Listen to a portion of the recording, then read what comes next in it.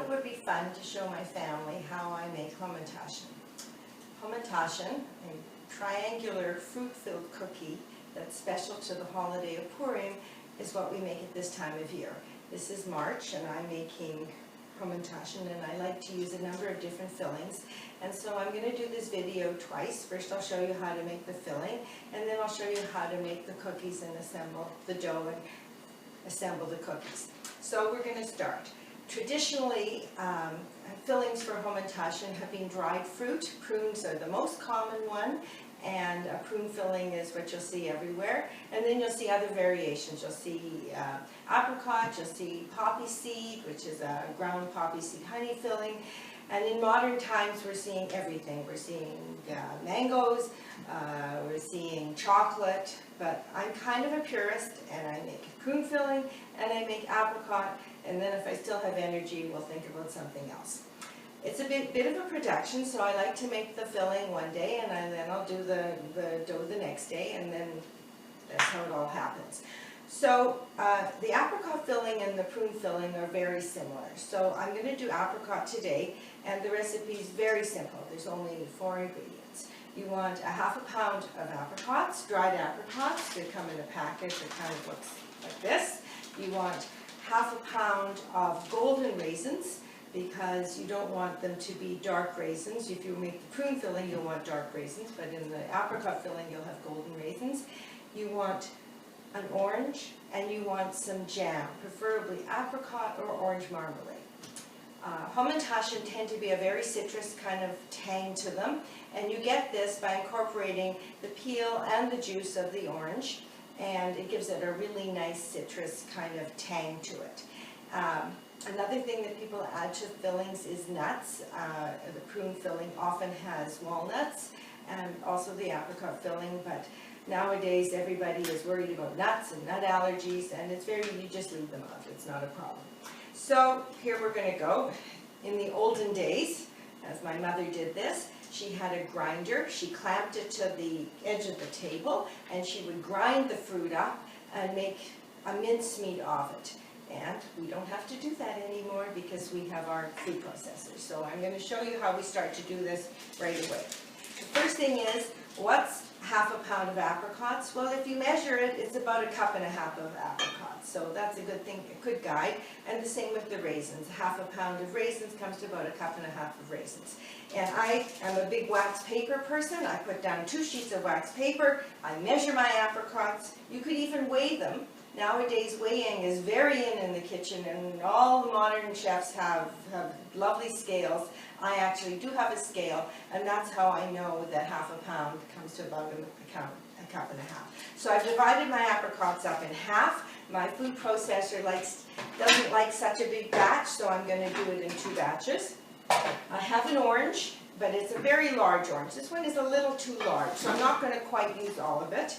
And I'm going to cut the ends off like this. And this is the season for oranges. It's a lovely navel orange, and it doesn't have too much white in it, so I'm not even going to worry about peeling it. I'm going to cut it like this. And as I said, I think this is a little much, so I'm going to take away about 1/4 of it. So I'm not going to use that. And I'm going to cut the orange up into pieces like this. I'm going to take the white out of the center here. So we don't want any extra white in the dough or in the filling. I'm divide this up. I'm going to cut this in half. And now I have kind of half for this one and half for this one. And the first thing I'm going to do is completely emulsify the orange.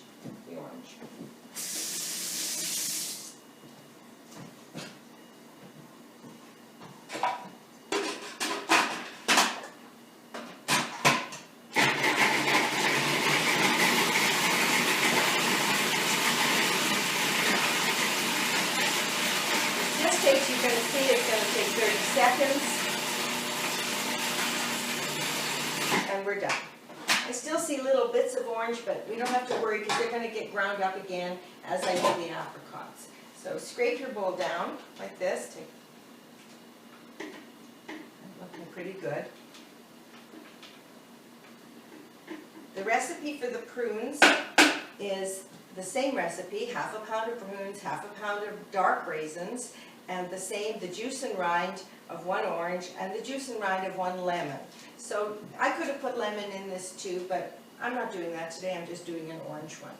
So now we're going to work with the apricots, and the apricots are about yay big, and I'm going to cut them up into pieces so that so I don't get lumps. You know, you want things to process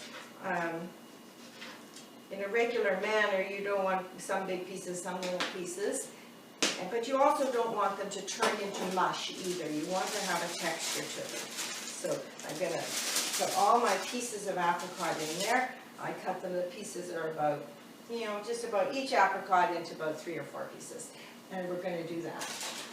And before I even do that, I'm going to measure out my raisins. So what did I say? I have 1½ cups of golden raisins, and these are nice and fresh.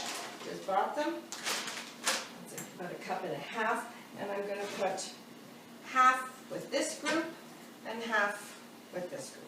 So first I'll do the apricots, like this, and I'm going to pulse and then puree.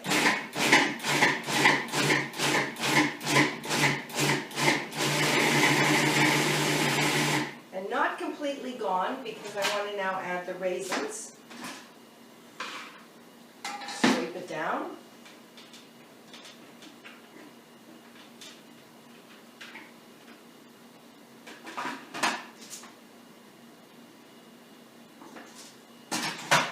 Again, pulse, pulse,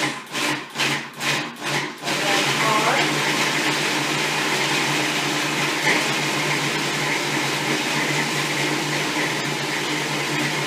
And it should start to come together and make kind of soon it'll make a ball. And I can see that that's sort of happening, and this is when I'm going to add the jam. And the jam is going to make it all come together into a kind of a puree. Smells delicious. Smells orange and apricot, and I can't tell you, I think it's delicious. So I have some apricot jam. I'm going to tablespoon. I'm going to put 1 tablespoon and maybe almost another. Remember, this is just half a recipe at a time in the Cuisinart. So let's see what happens now when I put it all together. I'm going to want it to come into a ball. And here it's happening.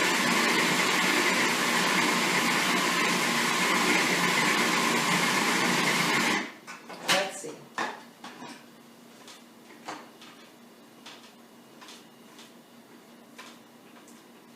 The texture's good. I'll show you in a minute. I'm just going to see if it's not smooth enough. Smoother. This, of course, is fully cooked. I can eat it.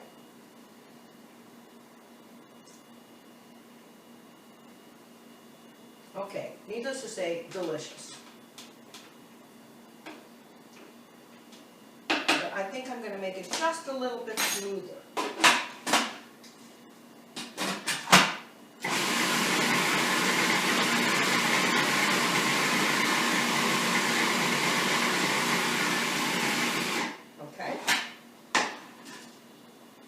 See what the food processor has done to the kitchen. It is like a dream. Okay, I'm happy with the consistency of this. I'm going to show you.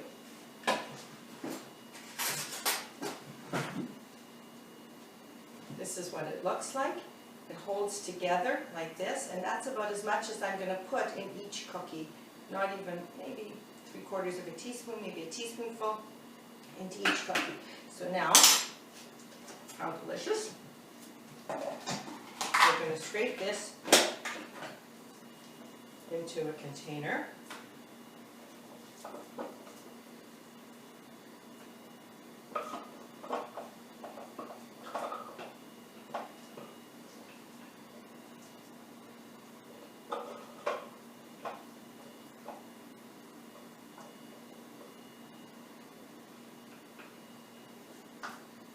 Put it back on the stand, and we'll do the second batch, and then we'll mix them all together. See how we're doing? And we're going to start again. So now, what did we do? Cut the orange up into sections.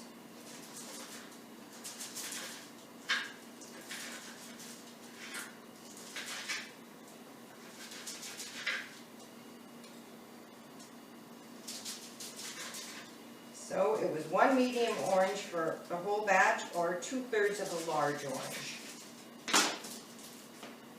3/4 of a large orange. You can decide.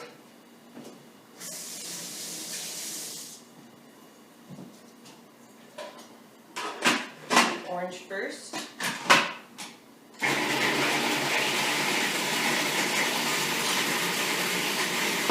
we're going to cut the apricots up into little pieces, remember? So like that. About done.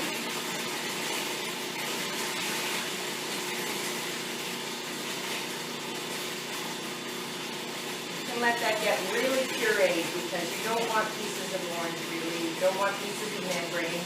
You want it totally pureed. So there we go. That. Scrape it down. Now, you know, it's not, if you want to juice the orange, if you want to grate, you know, finely grate the rind, you can do it that way. That's how we used to do it. But what could be easier than this? All right. So now I've got this down at the bottom. I'm going to add most of the apricots and raisins. We'll do this in 2 batches. Again, like that. Okay, I'll put all of them.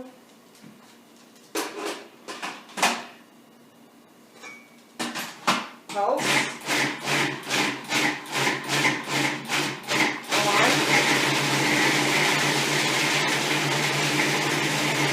On. Off.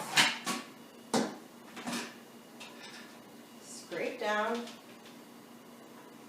Add the rest.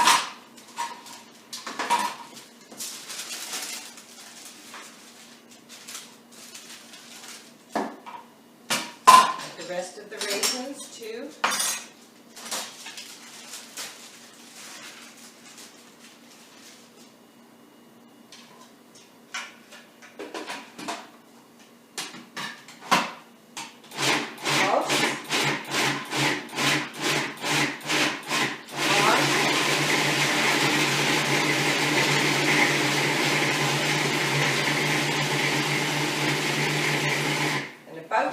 Check it and add the jam. Looking good. Looking good.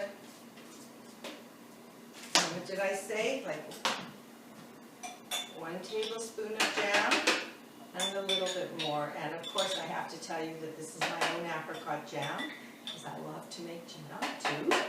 And it's wonderful to have your own jam to put into your own baking. What can I say? And I only learned that from my mother-in-law Goldie, who was a wonderful baker and probably taught me a lot of stuff. But in fact, this recipe comes from my mother, my own mother, Esther, who made a recipe that we called Auntie Dina's Purim Hamantaschen, but you can call it Esther's Purim Hamantaschen, or even now Carla's Purim Hamantaschen. So now it's going on again. It's going to form a ball, and you can see it's in the ball. It's going to do it a little bit longer. And now I'm going to add the first batch, and they can all go together into one batch, and then it's all worked through evenly through the whole thing. My Cuisinart is a 11 cup, prep 11 plus. Some of you have really big ones, and you may try doing it all at once, but I find I have more control like this. Now there it is. This container, I'm looking to see, it's a Ziploc container, and I'm trying to see how big it is. I think it says 2.5 cups. So let's see how much, if it fills it right to the top, or how much filling I made. You know, some people never care about this, but I count every cookie I make. I love to know how many I get out of each recipe. Did it change from year to year? Have I changed from year to year? And so I tend to measure stuff. So here we go. This is the filling, the apricot filling. It's a beautiful orangey golden color. And the recipe really had only 4 things.